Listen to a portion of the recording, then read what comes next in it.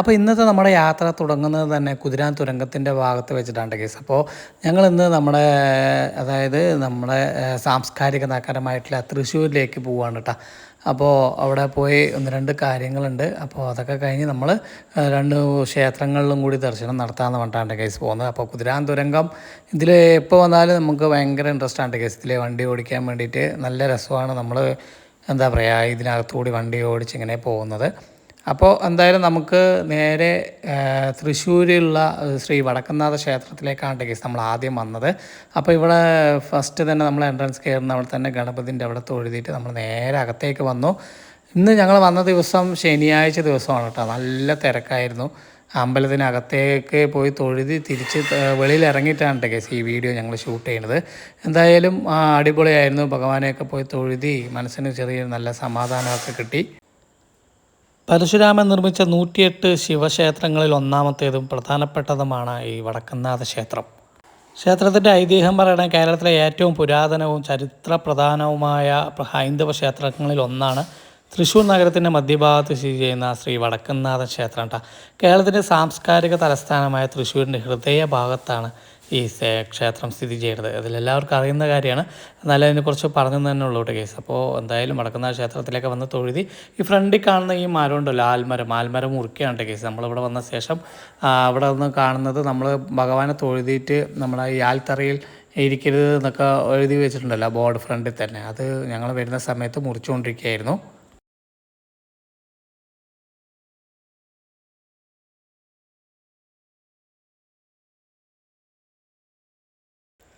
കേരളം സൃഷ്ടിച്ച ശേഷം പരശുരാമൻ പരമശിവനെ പ്രീതിപ്പെടുത്തുവാനായി തപസ് ചെയ്യുകയും തുടർന്ന് ശിവൻ തൻ്റെ അവതാരമായ പരമശിവനായി ഇവിടെ പ്രത്യക്ഷപ്പെടുകയും ചെയ്തു എന്നാണ് വിശ്വാസം. കേരളീയ വാസ്തുവിദ്യയുടെ ഏറ്റവും മികച്ച മാതൃകകളിൽ ഒന്നാണ് ഈ ക്ഷേത്രം കേട്ടോ. അപ്പോൾ നമ്മൾ അകത്ത് പോയി കഴിഞ്ഞാൽ പരമശിവനെ കൂടാതെ പാർവതി, ശങ്കരനാരായണൻ, ശ്രീരാമൻ, മഹാഗണപതി എന്നിവരും ഇവിടെ ഉണ്ട് കേസ്. അവരെയും കൂടി തൊഴുതിട്ട് വേണം നമുക്ക് വെളിയിലേക്ക് ഇറങ്ങാൻ വേണ്ടിയിട്ട്. അപ്പോൾ അകത്ത് ശ്രീകൃഷ്ണൻ്റെ ഒരു കൂത്തമ്പലം പോലുള്ളൊരു ക്ഷേത്രം കൂടി ഉണ്ട് കേസ്. അപ്പോൾ നല്ല ഭംഗിയാണ്. എന്താ പറയുക, പണ്ടത്തെ വാസ്തുവിദ്യകളൊക്കെ ഉള്ള ഒരു ക്ഷേത്രം, നമ്മുടെ വടക്കുംനാഥ ക്ഷേത്രം. ഇത്രയും പ്രസിദ്ധമായൊരു ക്ഷേത്രമാണ്. തൃശ്ശൂർ പൂരം നടക്കുന്ന മൈതാനമാണ് കേട്ടോ ഈ കാണുന്നത്. അപ്പോൾ തൃശ്ശൂർ പൂരമൊക്കെ കഴിഞ്ഞതിന് ശേഷം ഞങ്ങൾ മഴക്കാലത്തിന് മുമ്പൊന്ന് വരാമെന്ന് പറഞ്ഞിട്ട് വന്നതാണ്. അപ്പോൾ എന്തായാലും വളരെയധികം സന്തോഷം തോന്നുന്നു. ഇവിടെ വന്ന് ഈ മൈതാനത്ത് കുറേ നേരമൊക്കെ ഇരുന്ന് റെസ്റ്റ് എടുത്ത് നമ്മൾ കുറച്ച് ഓരോ സ്ഥലത്തും ഓരോ തണൽ മരങ്ങളുണ്ട് കേസ്. അപ്പോൾ അവിടെയൊക്കെ നമുക്ക് എന്താ പറയുക വിശ്രമിക്കാനൊക്കെ പറ്റും. അപ്പോൾ കുറേ നേരം ഇവിടെ ഒരുപാട് ആളുകൾ വന്നുകൊണ്ടിരിക്കുന്നുണ്ട്. അതേപോലെ ഞങ്ങൾ കുറേ നേരം ഇവിടെ റെസ്റ്റൊക്കെ ചെയ്തിട്ട് ഇനി ഞങ്ങൾ നേരെ നമ്മൾ വടക്കുംനാഥ ക്ഷേത്രത്തിൻ്റെ ഫ്രണ്ടിൽ തന്നെയുള്ള നമ്മുടെ പാറമേൽക്കാവ് ഭഗവതി ക്ഷേത്രത്തിലേക്ക് പോവുകയാണ് കേട്ടോ കേസ്. അപ്പോൾ എന്തായാലും അവിടെ പോയിട്ട് ഭഗവതിയെയും കൂടി തൊഴുതിയിട്ടാണ് ഞങ്ങൾ തിരിച്ചു പോകുന്നുള്ളൂ. അപ്പോൾ ഈ കാണുന്ന ഇവിടെ നേരെ അപ്പുറത്ത് കാണുന്നതാണ് പാറമേൽക്കാവ് ക്ഷേത്രം കേട്ടോ. അപ്പോൾ അകത്ത് പോയിട്ട് ഭഗവതിയൊക്കെ തൊഴുതി തിരിച്ച് വന്നിട്ട് നമുക്ക് കാണാം. അതായത് അതിനകത്ത് ക്യാമറയൊന്നും അലൗഡ് അല്ല. അതുകൊണ്ട് നമ്മൾ വെളിയിൽ നിന്ന് തന്നെ കാവിൻ്റെ ക്ഷേത്രത്തിൻ്റെ കാഴ്ചകളൊക്കെ കണ്ടിട്ട് ഞങ്ങൾ അവിടെ പോയി തൊഴുതി ഇറങ്ങിയിട്ട് നമുക്ക് കാണാട്ടെ കേസ്. അപ്പോൾ ക്ഷേത്ര മൈതാനത്തിൻ്റെ ഒരു ഭാഗത്ത് തന്നെയായിട്ട് തൃശ്ശൂർ പൂരം എക്സിബിഷൻ നടക്കുന്നുണ്ട്. അത് തൃശ്ശൂർ പൂരം കഴിഞ്ഞിട്ട് ഇപ്പോഴും ഇവിടെ അത് പ്രവർത്തിച്ചുകൊണ്ടിരിക്കുന്നുണ്ട് കേസ്. അപ്പോൾ എന്തായാലും നമുക്ക് അമ്പലത്തിൽ പോയി തൊഴുതിയിട്ട് കാണാട്ടെ കേസ്.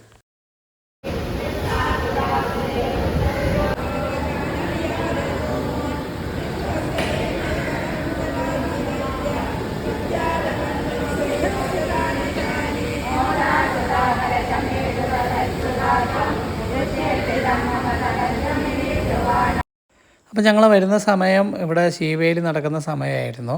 പിന്നെ അതിൻ്റെ ഫ്രണ്ടിലായിട്ട് അമ്പലത്തിനകത്ത് തന്നെ കുറേ അമ്മമാരിരുന്ന് വായനയൊക്കെ ചെയ്യുന്നുണ്ടായിരുന്നു കേട്ടോ. അപ്പോൾ സൗമ്യ അവിടെ പോയി തൊഴുതിയിട്ട് തിരിച്ച് ഫ്രണ്ടിൽ പോയി തൊഴുതിയിട്ട് വരികയാണ്. കാരണം പാൻറ്റ് നമുക്ക് പാൻറ്റ് ഇട്ട് കഴിഞ്ഞാൽ ഉള്ളിലേക്ക് പോകാൻ പറ്റില്ല കേട്ടോ.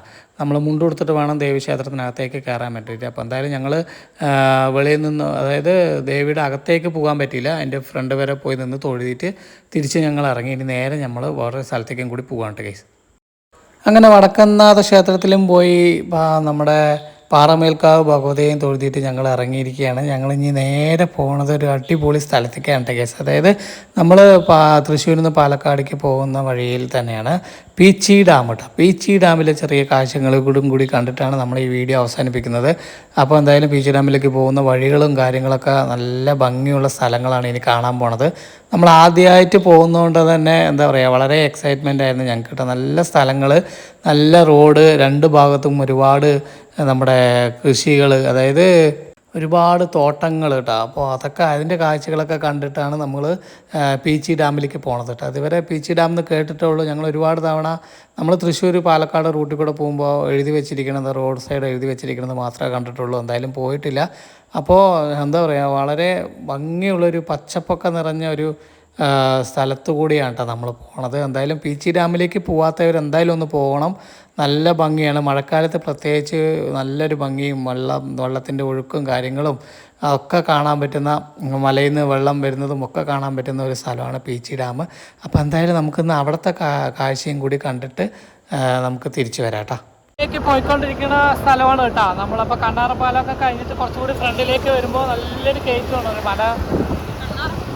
കണ്ണാറക്കുന്ന് നമ്മുടെ ഇവിടെ നോക്ക് കുട്ടവഞ്ചി സവാരിയൊക്കെ ഉണ്ടാവും. ഓ അടിപൊളി. ഞങ്ങൾ ഫസ്റ്റ് ടൈമാണ് നമ്മൾ പീച്ചി ഡാമിലേക്ക് വരുന്നത് കേട്ടോ. തൃശ്ശൂർ ഒരുപാട് തവണ പോയിട്ടുണ്ടെങ്കിലും വന്നിട്ടില്ല. അപ്പോൾ നമ്മുടെ welcome to the campus of Kerala forest research എന്നൊക്കെ എഴുതി വെച്ചിട്ടുണ്ട്. നമ്മളിനി ഫോറസ്റ്റ് റേഞ്ചിലേക്കാണ് കയറാൻ പോകുന്നത്. നമ്മൾ പീച്ചി ഡാമിലേക്ക് പോകുന്ന വഴികളാണ് കേസ് കാണുന്നത്. നല്ല രസമുള്ള പാതകളും ചുറ്റും ഒരു കാടിന് നടുവിലൂടെ പോകുന്ന ഫീലാണ് കിട്ടുന്നത്. നല്ല ചെറിയ ചെറിയ മഴത്തുള്ളികളൊക്കെ വീഴുന്നുണ്ട് കേട്ടോ. അതൊക്കെ കൊണ്ടിട്ട് പീച്ചി ഡാമിലേക്ക് പോകുന്ന ഷിജുവും സൗമ്യയുമാണ് നിങ്ങൾ കാണുന്നത്. ചുമ്മാ അപ്പോൾ നമ്മൾ പീച്ചി ഡാമിലേക്ക് പോകുന്ന വഴിയാണ് കേസ്. നേരെയാണ് പീച്ചി ഡാമിലേക്ക് പോണത്. അപ്പോൾ ഇവിടെ ഒരുപാട് വന നിരീക്ഷണ കേന്ദ്രങ്ങളും ഒരു ഗവേഷണ കേന്ദ്രങ്ങളൊക്കെയാണ് കേട്ടോ. പിന്നെ പ്രത്യേകിച്ച് പറയാനുള്ളത് കണ്ടത്, ഇത് ഒരുപാട് വെറൈറ്റി ആയിട്ടുള്ള പന ഇനങ്ങളാണ് കേട്ടോ. ഒരുപാട് വ്യത്യസ്ത തരം പനകളുള്ള ഒരു സ്ഥലമാണ് ഇത് കാണുന്നത് കേട്ടോ. അതെ, ഒരു തോട്ടമാണ്. വ്യത്യസ്ത പനകളാണ് കേട്ടോ അവിടെ കാണാൻ പറ്റുന്നത്. നമുക്ക് ഓരോന്നിനും ഓരോരോ പേരുകളാണ്, കറക്റ്റായിട്ട് നമുക്കറിയില്ല. എന്നാലും വ്യത്യസ്തതരമായിട്ടുള്ള പന ഇനങ്ങളുള്ള ഒരു സ്ഥലമുണ്ട് ഈ ഭാഗം. നമുക്ക് നേരെ പീച്ചി ഡാമിലേക്കാണ് പോകുന്നത്. ഞങ്ങൾ ആദ്യമായിട്ടാണ് പീച്ചി ഡാമിലേക്ക് പോകുന്നത് അല്ലേ. അപ്പോൾ നമ്മൾ തൃശ്ശൂരിൽ നിന്നാണ് കേസ് വന്നത്. അതായത് നമ്മൾ വടക്കുംനാഥ ക്ഷേത്രവും അവിടെയൊക്കെ പോയിട്ട് തിരിച്ചു വരുന്ന വഴിയിലാണ് നമ്മൾ പീച്ചി ഡാമിലേക്ക് പോണത് കേട്ടോ. അപ്പോൾ എന്താ പറയുക, നല്ല മഴക്കാറൊക്കെ ഉണ്ട് അല്ലേ സൗമ്യ? ഒരു മഴക്കാറൊക്കെ ഉണ്ട്. എന്തായാലും നല്ല അടിപൊളി വഴി കേട്ടോ. നമ്മൾ പീച്ചി ഡാമിലേക്ക് പോകുന്ന ആ റോഡായാലും ശരി, എന്താ പറയുക, വഴികളൊക്കെ നല്ല ഭംഗിയുള്ള സ്ഥലങ്ങളാണ് കേസ്. നല്ല ഭംഗിയുള്ള സ്ഥലങ്ങളിലൂടെയാണ് നമ്മളിപ്പോൾ യാത്ര ചെയ്യുന്നത്. എന്തായാലും പീച്ചി ഡാമിൻ്റെ അങ്ങോട്ട് പോയിട്ട് അവിടുത്തെ കാഴ്ചകളൊക്കെ കാണാം അല്ലേ. നല്ല മഴ പാറുണ്ട് കേട്ടോ. അവിടുത്തെ കാണണമെന്നറിയില്ല, നല്ല മഴത്തുള്ളികൾ വീഴുന്നുണ്ട്.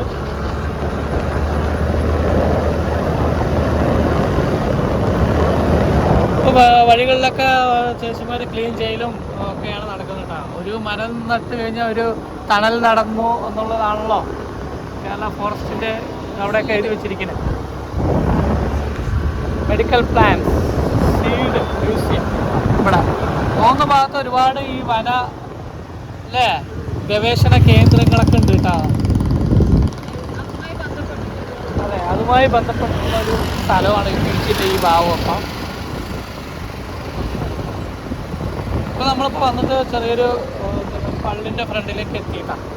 ചെറിയ കടകളും കാര്യങ്ങളും ഒക്കെ ഉള്ള ചെറിയൊരു ടൗൺ ഏരിയയിലേക്ക് നമ്മൾ വന്നിട്ടുണ്ട്. പീച്ചി ഡാമിൻ്റെ അവിടെ. പീച്ചി പോവാണ്ടതാ. അപ്പോൾ നമ്മൾ പീച്ചി ഡാമിൻ്റെ ആർച്ചിൽ നിന്ന് അകത്തേക്ക് കയറുമ്പോൾ റൈറ്റ് സൈഡായിട്ടാണ് ഒരു ഹയർ സെക്കൻഡറി സ്കൂളൊക്കെ ഉണ്ട് പീച്ചി ഡാമിൻ്റെ അതിലേക്ക്.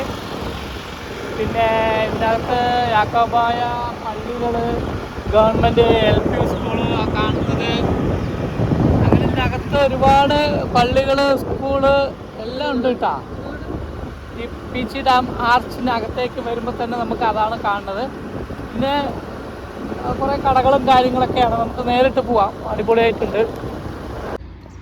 അപ്പോൾ നമ്മൾ അങ്ങനെ പീച്ചി ഡാമിൻ്റെ എൻട്രൻസിൻ്റെ അവിടെ എത്തിയിട്ടാ. പാർക്കിംഗ് ഈ ഭാഗത്താണ് പാർക്കിംഗ് വരുന്നത്. നമുക്ക് ഇങ്ങോട്ട് പോകാൻ പറ്റില്ല കേട്ടോ, നോ എൻട്രി എന്നാണ് അവിടെ എഴുതിയിരിക്കുന്നത്. അപ്പോൾ നമുക്ക് ഇതിലേ പോയിട്ട് പാർക്കിങ്ങിൽ വണ്ടി നിർത്തിയിട്ട് ഡാമിനകത്തേക്ക് പോകാട്ടെ കേസ്.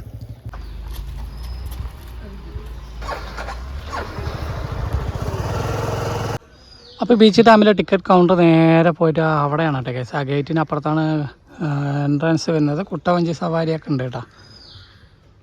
ബസ്സുകളൊക്കെ നമുക്ക് വന്നു കഴിഞ്ഞാൽ തൃശ്ശൂരിൽ നിന്നൊക്കെ ബസ് വന്നാൽ ബീച്ച് ഡാമിൻ്റെ ബസ് ഇവിടം വരെ വരും കേട്ടോ. ഡാമിന് ഇവിടം വരെ വരും, ഈ ഭാഗം വരെ. അപ്പോൾ നമുക്ക് ഈ ഭാഗത്ത് നിന്ന് ചായ കടിയൊക്കെ കുടിച്ചിട്ട് അങ്ങനെ ഇവിടെ നിന്ന് ഇങ്ങനെ പോയി കഴിഞ്ഞാൽ ടിക്കറ്റ് എടുക്കാം, ബീച്ച് ഡാമിനകത്തേക്ക് പോകാൻ പറ്റും കേട്ടോ.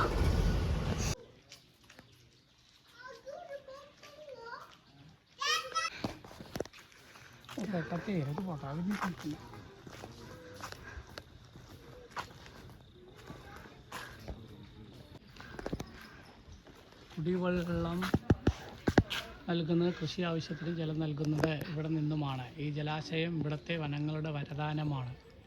ഈ വനങ്ങളുടെ സംരക്ഷണത്തിന് പങ്കുചേരുക, കാട്ടുതീയും കാലിമേച്ചിലും തടയുക.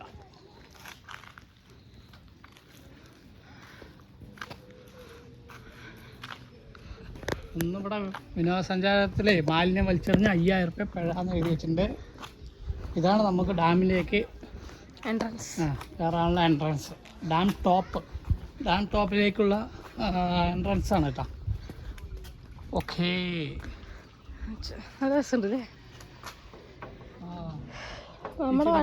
കുട്ടവഞ്ചി സവാരിയൊക്കെ ഉണ്ട് ഈ ഡാമിൽ. നമുക്ക് താഴെ അവിടെ ചീട്ടാക്കി കഴിഞ്ഞാൽ നമുക്ക് കുട്ടവഞ്ചി കാണിച്ചു തരാം കേട്ടോ. അതാ നമ്മൾ ഈ ഡാമിലേക്ക് കയറി കഴിഞ്ഞാൽ ഇവിടെ കുറേ വഞ്ചികൾ, തോണികൾ, നമുക്ക് കുട്ടവഞ്ചി സവാരി. ഓ, അത് അവിടെ നിന്നാണ് അല്ലേ?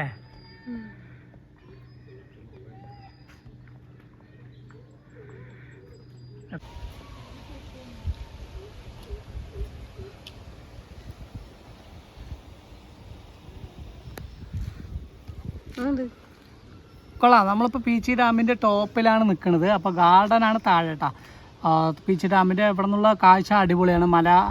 മലനിരകളുടെ താഴെയുള്ള ഒരു ഡാം. നമ്മുടെ മലമ്പുഴ ഡാമിൻ്റെ അത്ര ഇല്ലെങ്കിൽ കൂടി ഇത് അതേപോലെ ഏകദേശം ആ ഭാഗങ്ങളൊക്കെ കണ്ട മലമ്പുഴയിലില്ലേ ഇതേപോലെ ഇരിക്കുന്നത്. ഈ വെള്ളം അവിടേക്ക് അടിക്കും, നല്ല രസമായിരിക്കും. അവിടെ നമുക്ക് നിൽക്കാൻ പറ്റുന്നുണ്ട്, നീല കമ്പികൾ വെച്ചിരിക്കുന്നുണ്ട്. ഓ, അതിനാണല്ലേ. അപ്പോൾ വെള്ളമില്ലാത്തതുകൊണ്ടാണ് കേട്ടോ ഡാമിൽ ഈ ഭാഗത്തൊന്നും. മഴക്കാലം ആയിക്കഴിഞ്ഞാൽ പിന്നെ ഇവിടെ ഡാം തുറക്കുന്ന ആ ദിവസമൊക്കെ നല്ല ക്രൗഡായിരിക്കും, നല്ല ഭംഗിയായിരിക്കും കേസ്. ഈ ഡാം തുറന്നിട്ട് വെള്ളം ഇവിടെ നിന്ന് അടിച്ച് അപ്പുറത്തേക്ക് പോകുന്ന കാഴ്ചകളൊക്കെ. അപ്പോൾ